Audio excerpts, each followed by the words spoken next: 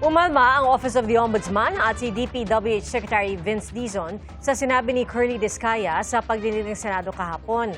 Ang sabi kasi ni Discaya, tila sila ang ninanakawan sa restitution o yun pong pagbabalik ng pera sa gobyerno. Saksi si Joseph Moro.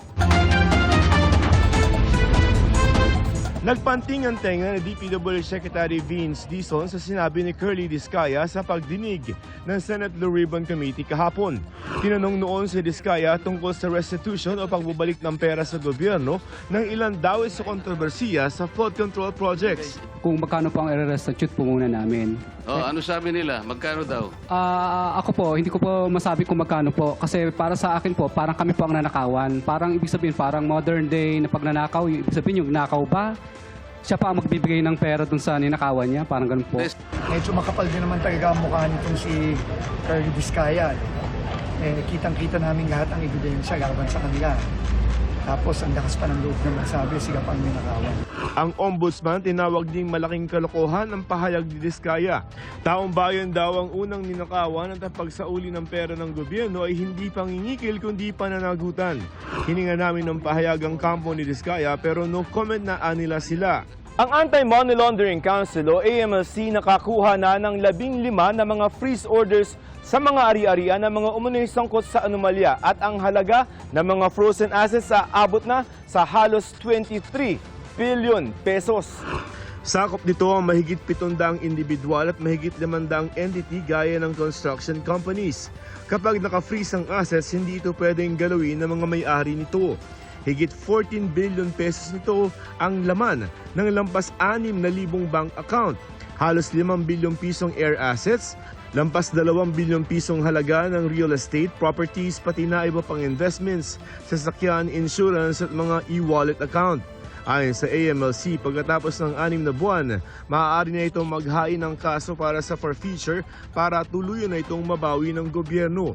Kabilang sa mga saklaw ng freeze order ang mga ari-arian ni dating DPWH Bulacan 1st District Engineer Henry Alcantara na nauna nagbalik ng 181 million pesos sa gobyerno at ngayon state witness na. Ayon kay Senate President Tito Soto, hinihintay nilang kunin ng DOJ si Alcantara mula sa kustodiya ng Senado. Inihahanda naman ng DOJ ang formal request pero kailangan munang plansyahin ang pagtiyak sa seguridad ni Alcantara. Medyo ingat tayo kasi remember, di ba, they are critical witnesses and they hold pieces, very important pieces of evidence for us to prove our case, no? Nagsagawa naman ngayon ang preliminary investigation ng DOJ kaugnay sa reklamong malversation laban kay Senador Joel Villanueva at mahigit 30 na iba pa. Ayon sa DOJ, konektado ito sa Ghost Project sa 1st District ng Bulacan na kinasasangkutan din ng top-notch catalyst builders. Pero ayon sa DOJ, hindi nakapaghain ngayong araw ng kanyang counter-affidavit si Villanueva na dati nang itinangging nakinabang siya sa mga proyekto. Yun yung nag-ask na siya for extension. Yes po, hindi na po siya lumitaw today. The extension was granted until 26. Sa Sandigan Bayan, tumestigo naman si Secretary Dizon sa bail hearing ng mga taga-DPWH Mimaropa kaugnay sa 289 million peso flood control project sa Nawan Oriental, Mindoro. Kapwa-akusado nila sa kaso ang mga kasalukuyang pinaghahanap na sina dating Congressman Saldico at mga opisyal ng SunWest. Sa cross-examination, ipinunto ng mga abogado ng mga akusado na ongoing pa ang proyekto at hindi pa tinatanggap ng DPWH kaya't responsibilidad pa ng kontraktor. Sabi ni Dizon, dahil sobrang substandard ang pagkakagawa, imposible nang maayos ang proyekto nang hindi ginigiwa at pinapatayuan ng bago. Dagdag ni Dizon na sa Program of Works, 12 metro dapat ang steel sheet pile na magpapatibay sa konstruksyon ng dike pero 3 metro lamang ang ginamit.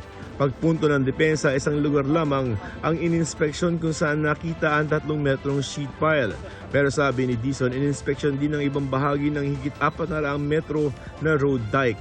Malakas ang ebidensya, klarong-klaro. Kitang-kita naman natin na talagang substandard yung mga ginagay na mga sheet pile. Para sa GMA Integrated News, ako si Joseph Morong, ang inyong saksi. Mga kapuso, maging una sa saksi. Mag-subscribe sa GMA Integrated News sa YouTube para sa iba't ibang balita.